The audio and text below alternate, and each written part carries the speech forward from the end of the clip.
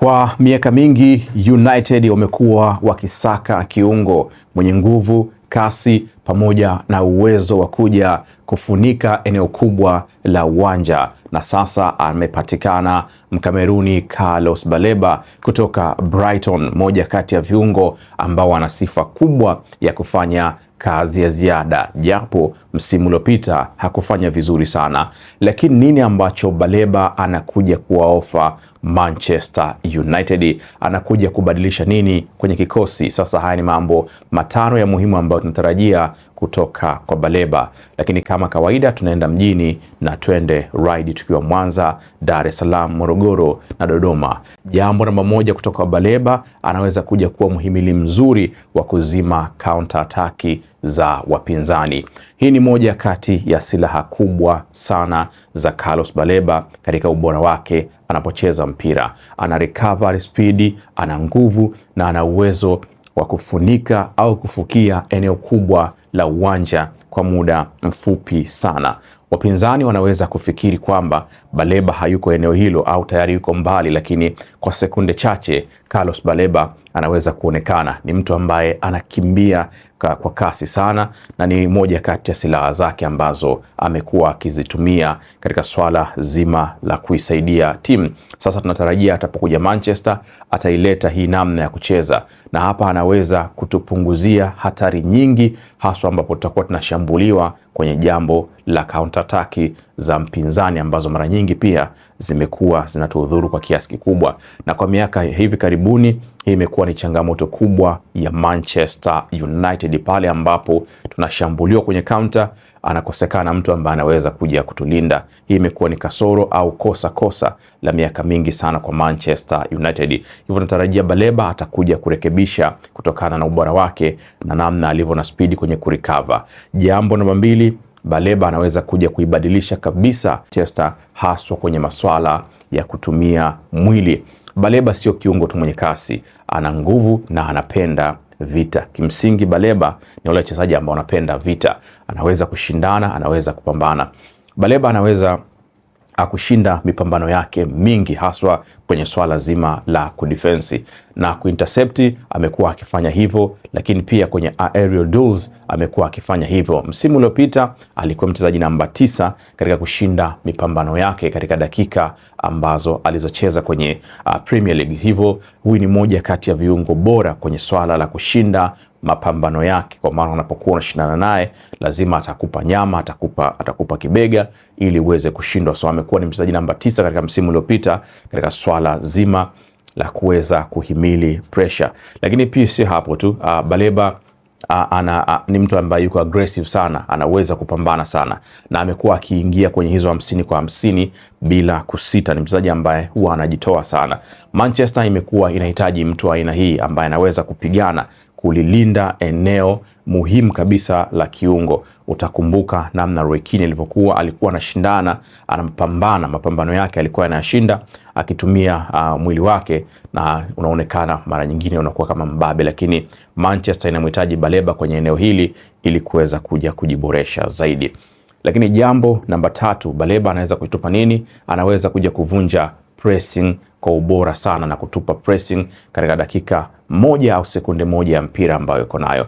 Baleba sio kiungo ambaye anahitaji pasi kila wakati ili kuweza kuisogeza timu mbele, kwa sababu yeye ni mtu ambaye anayekimbia mara nyingi zaidi na anaweza kusogea mbele peke yake akiwa na mpira. Ana uwezo huo. Baleba ana uwezo wa kumiliki mpira kwenye eneo la pressure na akitumia nguvu yake na agility yake kuweza kuwakimbia wapinzani. Hii ni sifa nyingine ambayo Carlos Baleba ana uwezo huwa kuubeba mpira kutoka chini na kwenda upande mwingine mara moja tu. Hii itatupa msaada mkubwa kwenye swala la kupress. Wakati tunataka kwenda kupress, Baleba ni moja kati ya watu sahihi. Alikuwa ni miongoni mwa top 16 ya viungo wa pale EPL ambao walikuwa wanafanya vizuri kwenye swala la kukeri mpira toka upande wake kwenda final third ya upande mwingine kwa maana ya wapinzani. So hii ni sehemu nyingine ambayo Baleba ni ubora wake, anaweza kuja kutusaidia zaidi kwa tachi yake moja tu ya kutoka upande wa kwetu kwenda upande wa adui. Hiyo ni jambo jingine ambalo Baleba analo kwa ubora sana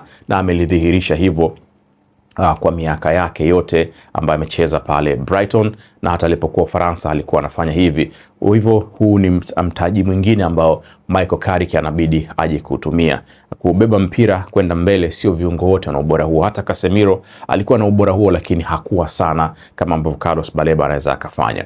Jambo namba 4 ambalo Baleba anaweza kutubadilishia ni kuweza kutusaidia katika pressing sasa ya Manchester kuwa hatari zaidi pia, kwa sababu tumekuwa tuna press lakini wakati mwingine sio press ya hatari zaidi. So Baleba ana hiyo namna nzuri ya kuweza kukimbia na mpira na si kusubiri tu. Si mchezaji ambaye anasubiri mara nyingi, ni mtu ambaye anapambana, na ukiangalia historia yake wakati anakuwa aliwahi kucheza kama winga. So ana namna hiyo ya kuweza kucheza kama winga. Akipata nafasi ya kushambulia, Baleba ni mzuri kwenye swala zima la kuweza kushambulia. So kwa sababu hiyo Manchester itapata acceleration katika swala zima la kwenda kupambana na wapinzani, na hili ni jambo ambalo litawasaidia pia wachezaji hao upande wa kushoto na kulia kuweza kufanya vizuri, na hii itategemea pia ubora wa Carlos Baleba katika sehemu hiyo ya kiungo ambayo ndio sehemu muhimu zaidi kwa klabu ya Manchester. Lakini pia Baleba anakuja kutibu matatizo mengi, haswa kwenye swala la kujilinda, coordinate team, lakini pamoja na kuifanya timu iweze kutembea kwenda mbele, na hili ni jambo ambalo naamini litakuwa ni nightmare kubwa kwa wapinzani ambapo watakuwa wanakutana na Manchester United. Hili ni jambo ambalo nafikiri kwa Carlos Baleba sio jambo ambalo litakuja kutusumbua. Ni jambo ambalo tunafahamu ile aggression ya Carlos Baleba ni kati ya vitu bora zaidi kuweza kuja kuvishuhudia. So haya ni mambo ya muhimu kabisa ambayo tunatarajia kutoka kwa Carlos Baleba wakati ambako timu itakuwa inapanda juu. Lakini jambo jingine la muhimu kabisa ni Michael Carrick sasa anatakiwa kuamua namna gani anakwenda kumwelekeza Carlos Baleba. Ni wakati gani wa kwenda juu, ni wakati gani wa kusubiri, na ni wakati gani anapaswa kufanya nini. Hapa ndipo ambapo Michael Carrick anapaswa kuzingatia kwenye hili jambo la 5, kumtumia vizuri Carlos Baleba. Akitumia vizuri inaweza kuwa ni moja kati ya silaha bora sana. Baleba pia amekuwa na changamoto zake, anashambulia mara nyingi zaidi. Sio mtu ambaye atabaki kuilinda safu ya ulinzi peke yake. Mara nyingi amekuwa akienda mbele, sio holding wale ambao wanasubiri zaidi kuweza kulinda tu pale chini. Ni mtu ambaye mara nyingi amekuwa akitoka. Hivyo Carrick na benchi lake wanapaswa kumwelewesha Baleba kwamba ni wakati gani anapaswa kushambulia, ni wakati gani anapaswa kusubiri na kuilinda timu.